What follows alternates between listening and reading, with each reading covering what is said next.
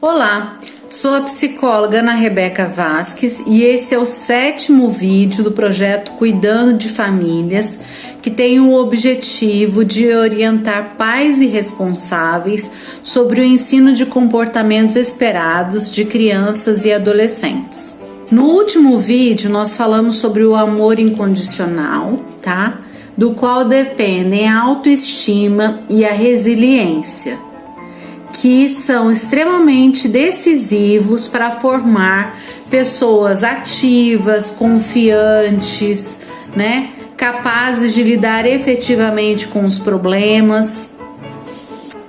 Hoje eu vou apresentar para vocês este produto aqui, ó, que são os comportamentos adequados, tá? Que é um produto que deve ser formulado pelos pais, pelos educadores, familiares das crianças, tá? Para eliminar as birras e as manhas, tá certo? Primeiramente, né, vamos saber então o que são comportamentos. Os comportamentos são todas as ações da pessoa com relação ao ambiente que afeta outra pessoa em termos físicos e emocionais.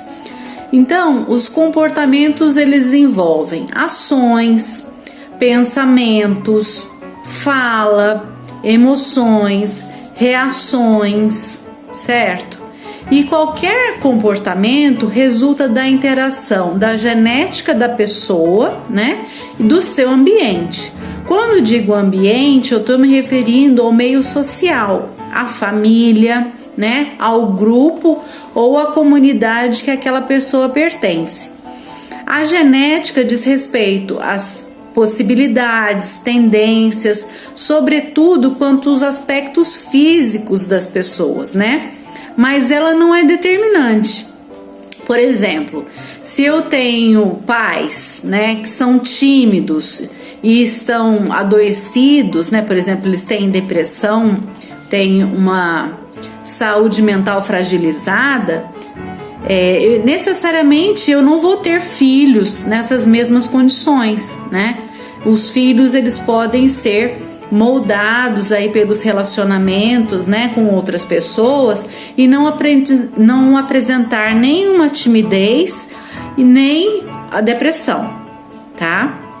Para desenvolver os comportamentos adequados, tem de haver uma intenção por parte dos adultos em possibilitar as crianças, desde pequenas, as situações de vivências corporais e sociais através de jogos e brincadeiras, tá? A criança, no caso, ela precisa ter um ambiente favorável, né? No qual os adultos, né, da família, da escola e da comunidade incentivem a canalização da agressividade, né, da agressividade da criança para as atividades valorizadas socialmente, como, por exemplo, estudos, né, esportes e artes.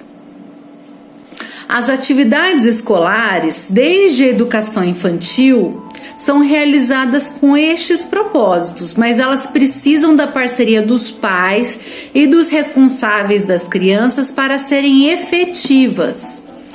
Quando a família tem a educação como um valor, né, ela participa dos eventos da escola, das reuniões, ela zela para que a criança vá à escola todos os dias e realize as atividades com capricho, com atenção, né, da melhor maneira possível. Ela organiza ali um espaço para que a criança possa realizar aquela atividade.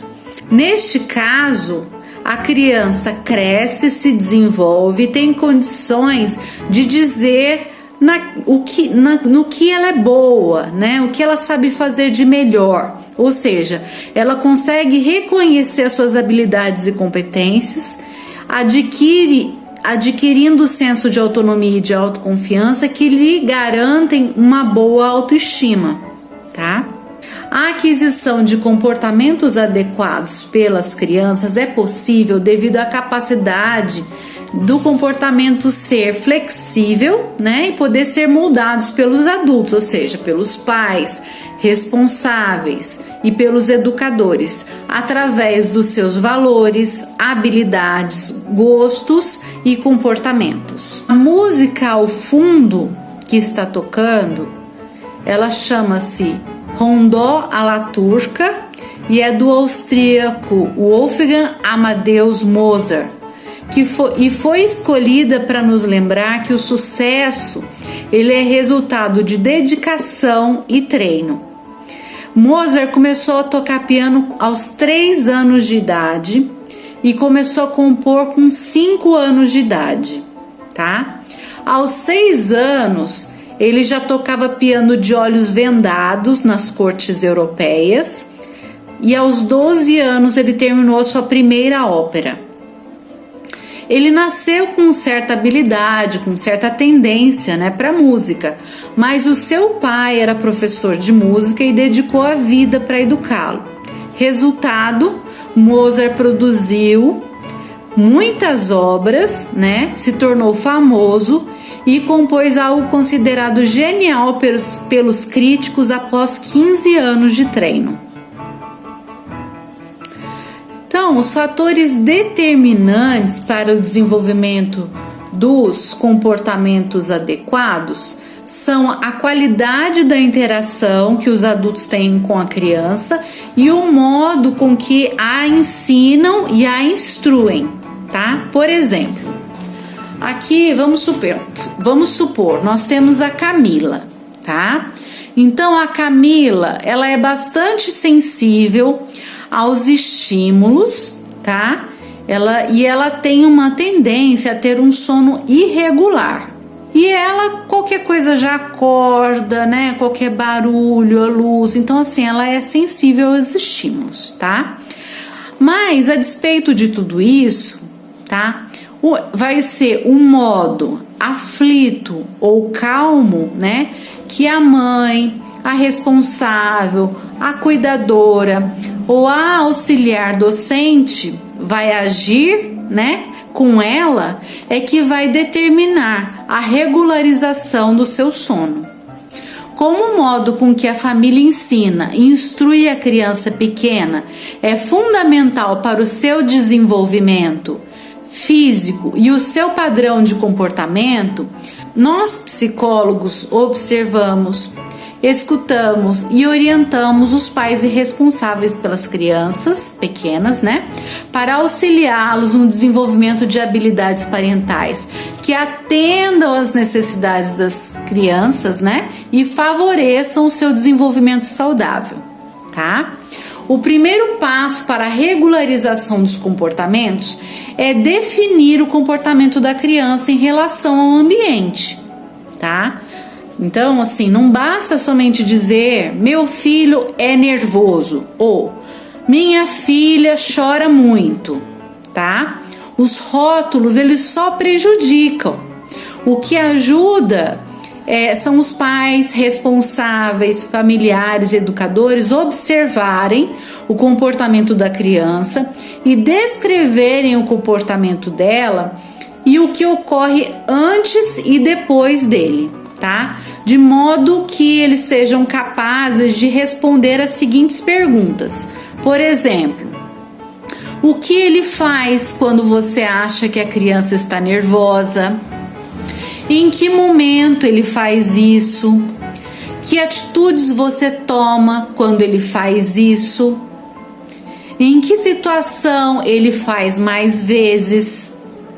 Se ele só faz na sua presença ou se faz na presença de outras pessoas ou na presença de qualquer pessoa? Quantas vezes ele faz isso durante a semana e durante o mês, tá? Então, eu vou citar um exemplo retirado aqui desse livro que eu estou utilizando neste vídeo, nessa série de vídeos, sobre os princípios, os fundamentos da educação positiva, tá? E a autora traz o caso da Sofia, que tem 6 anos de idade, cujos pais já determinaram, né, estabeleceram um horário para que ela fosse para a cama dormir às 9 horas da noite, tá? Ao chegar nesse horário, a mãe avisa a Sofia de que já está na hora de dormir, mas a Sofia diz que está sem sono e não quer dormir. Os pais insistem para que ela vá dormir. E ela começa a fazer birra, começa a fazer manha, né? Ela diz que não quer dormir, chora e diz que se os pais gostassem dela mesmo, eles iriam deixar ela ficar mais tempo acordada, tá? Os pais estavam assistindo um filme, né? E não queriam ter problemas. Então eles acabaram cedendo e dizendo para ela: está certo, mais meia hora então. Vamos pensar juntos. Qual que é o comportamento de Sofia? O choro, a manha, certo? O que aconteceu antes dele? A mãe avisou sobre o horário de dormir, certo? Depois do comportamento de Sofia, o que aconteceu? Os pais, eles deram a permissão dela ficar acordada mais meia hora. Então, vocês percebam que a Sofia recebeu uma recompensa depois de ter chorado. Os pais, querendo ou não, ensinaram para Sofia que ela pode chorar e fazer manha para conseguir aquilo que ela quer. A criança, né, que faz birra ou manha, né, que são comportamentos inadequados, ela geralmente o faz após ser frustrada, ou por não ser permitido que ela faça algo, né, ou que ela não faça algo que ela deseja naquele momento, ou porque aquilo que ela quer fazer pode colocá-la em risco, né? Mas, independente de qualquer situação, né, da situação em que ela esteja, né, chateada, frustrada, os pais, os familiares e educadores, eles têm de ser firmes e não ceder ao choro, para que a criança compreenda que as regras existem para serem cumpridas, né? As regras podem até ser mudadas, mas elas não podem ser burladas, tá? Então, os adultos têm de ignorar a manha, não ceder, não gritar, não discutir e não argumentar com a criança, certo? Quando os pais são permissivos com as crianças, né, ou seja, deixam elas fazer aquilo que elas querem, no momento que elas desejam, né, elas não têm condição de desenvolver o autocontrole e a tolerância à frustração. E quando adolescente, elas vão achar que podem fazer qualquer coisa para ter aquilo que elas querem, até mesmo enganar, mentir, roubar, destruir. Então, se você não quiser conviver com um adolescente com esse repertório de comportamentos inadequados, quanto mais cedo vocês responsáveis, né, vocês pais e responsáveis, começarem a ensinar e instruir as crianças a ter comportamentos adequados, melhor, certo? Pais responsáveis, né, familiares, professores, auxiliares docentes, educadores, né, que se relacionam com crianças, né, na primeira infância. Vocês perceberam como a convivência com essas crianças pode afetá-las quanto à aquisição de comportamentos adequados e inadequados? Conseguem visualizar agora que o sucesso dessa empreitada depende do engajamento de todos vocês? Principalmente dos pais, dos responsáveis e dos familiares? O conhecimento sobre os princípios do comportamento que abordamos hoje, ele é importantíssimo.